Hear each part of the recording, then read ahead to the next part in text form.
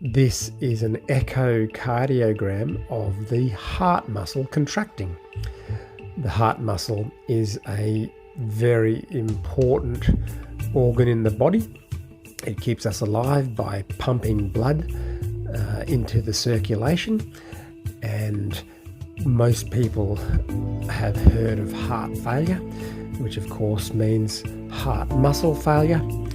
And in fact, the most common cause of heart muscle failure is not a weakness of the muscle per se, but a failure of coordinated contraction of the heart muscle. The heart muscle has to contract in a very precise and coordinated way in order to effectively pump blood from one chamber to the next and then out into the main blood vessels. When we recognise that the heart pumps millions of times in our lifetime, it becomes very clear that coordinated contraction is critical.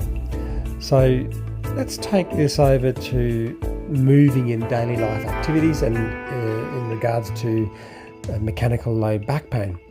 Think about the millions of times that we perform tasks in front of us that mandatorily require us to bend. If we suffer from chronic low back pain, that by definition means that we have muscle failure of the lumbar spine. And what causes that muscle failure and what causes that pain? It is fundamentally similar in principle to heart failure. We have muscle failure of coordinated movement of the lumbar spine, and that also means that if we're going to recover from lumbar spine failure, lumbar spine muscle failure, then we need to restore coordinated contraction of the lumbar spine. And that's where rehabilitation goals should be 100% focused. It is not effective to simply try to strengthen the muscles around the lumbar spine. You must have a treatment methodology that improves the coordination of contraction of the lumbar spine muscles. So think about core coordination as opposed to core strength.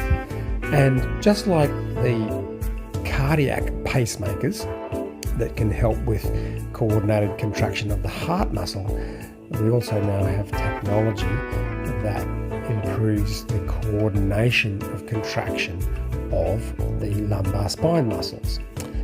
So this device here is effectively like a pacemaker for the heart, but it's a pacemaker for the failing lumbar spine muscles that contribute to instability and low back pain. And it further reflects how important coordinated contraction of our muscles are to maintain a healthy musculoskeletal system. And these principles apply not only to our heart, but our lumbar spine as well. I hope that helps you understand back pain a little bit more, and I'll talk to you next time.